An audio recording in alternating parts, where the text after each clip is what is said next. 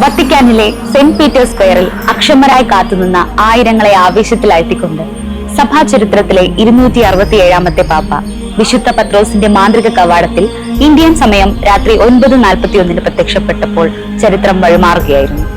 ആദ്യമായി ഒരു അഗസ്തീനിയൻ സന്യാസി, അതിലുപരി ആദ്യമായി ഒരു അമേരിക്കക്കാരൻ കത്തോലിക്ക സഭയുടെ അമരക്കാരനായി എത്തുന്നു. ഏതാനും ദിവസങ്ങൾക്ക് മുൻപ് എനിക്ക് ഒരു പാപ്പയാകാൻ ആഗ്രഹമുണ്ട് എന്ന് അതിശയോക്തി പറഞ്ഞ ഡൊണാൾഡ് ട്രംപിന്റെ നാട്ടിൽ നിന്ന് തന്നെ. ഒരുപക്ഷെ അമേരിക്ക എന്ന ലോക പോലീസിനെ സമാധാനത്തിന്റെ വഴിയിൽ നടത്തുവാൻ കൂടി ദൈവം തിരഞ്ഞെടുത്ത ദാസൻ എന്ന് വിളിക്കാം. ലൂയി 14 എന്ന പേര് സ്വീകരിച്ച് പാപ്പയായ കർദിനാൾ റോബർട്ട് ഫ്രാൻസിസ് ടോവോസ്റ്റ്.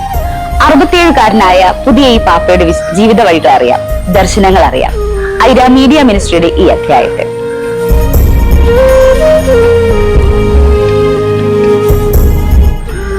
1955 സെപ്റ്റംബർ 14 അമേരിക്കയിലെ ചിക്കാഗോയിൽ പൂജാതനായ അദ്ദേഹം 1982 തന്റെ 27ാമത്തെ വയസ്സിൽ അഗസ്റ്റീനിയൻ സന്യാസ സഭയിൽ സന്യാസ പൗരോഹിത്യം സ്വീകരിച്ചു.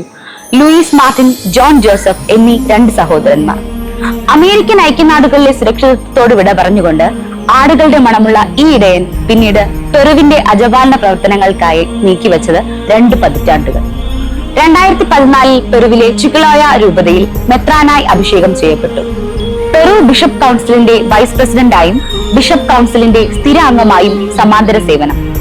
ഗണിതശാസ്ത്രത്തിൽ ബിരുദധാരിയായ പാപ്പയ്ക്ക് റോമിലെ സെന്റ് അക്വിനാസ് യൂണിവേഴ്സിറ്റിയിൽ നിന്ന് കാനോൻ നിയമത്തിൽ ഡോക്ടറേറ്റ് ബിരുദം. അഗസ്റ്റീനിയൻ സഭയിൽ ഒരു ആശ്രമ ശ്രേഷ്ഠന്റെ ഉത്തരവാദിത്വങ്ങളും കടമകളും എന്ന വിഷയത്തിലായിരുന്നു ഗവേഷണം. ഇംഗ്ലീഷ്, സ്പാനിഷ്, ലാറ്റിൻ തുടങ്ങിയ ഭാഷകളിൽ പ്രാവീണ്യം. 2023 കർദിനാളായി ഉയർത്തപ്പെട്ടു. കത്തോലിക്ക സഭയിൽ ഏറ്റവും പ്രധാനപ്പെട്ട ചുമതലകളിൽ ഒന്നായി കണക്കാക്കപ്പെടുന്ന മെത്രാൻമാരെ നിയമിക്കുന്നതിനുള്ള വത്തിക്കാൻ കാര്യാലയത്തിന്റെ അമരക്കാരനായി തുടരവെ പാപ്പാ സ്ഥാനത്തേക്ക്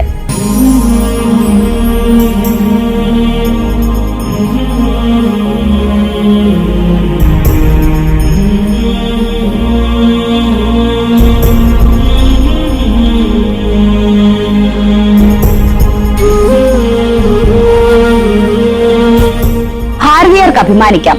അഗസ്റ്റീനിയൻ സഭയുടെ ജനറൽ ആയിരുന്ന കാലഘട്ടത്തിൽ കൊച്ചിയിലും ആലുവയിലും പിന്നീട് കർദിനാൾ ആയിരിക്കുമ്പോൾ ഒരു പട്ടം കൊടുക്കൽ ശുശ്രൂഷയ്ക്കായി ഭാരതത്തിലും സന്ദർശനം നടത്തിയിട്ടുണ്ട് പുതിയ പാപ്പ. പുതിയ പാപ്പയുടെ ചില ദർശനങ്ങൾ നമുക്ക് കാണാം.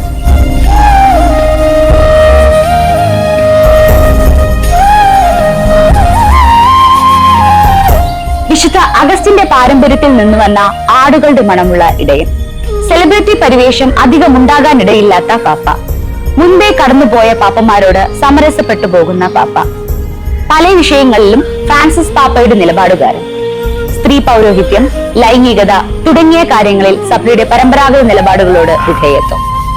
ആധുനിക കാലഘട്ടത്തോട് കലഹിക്കാൻ താല്പര്യമില്ലാത്ത സുവിശേഷം എല്ലാ കാലത്തും പ്രസക്തം എന്ന് വിശ്വസിക്കുന്ന പാപ്പ. വീണുപോയവരുടെ തിരിച്ചുവരവിനായി ക്ഷമാപൂർവം കാത്തിരിക്കുന്നയാൾ. അഗാധമായ ദൈവശാസ്ത്ര പരിവേഷം ഇല്ലാത്ത, കറയില്ലാത്ത മിഷണറി.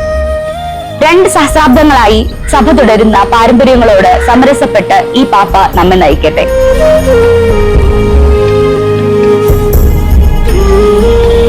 നന്ദി. മറ്റൊരു വിശേഷവുമായി വീണ്ടും കാണാം.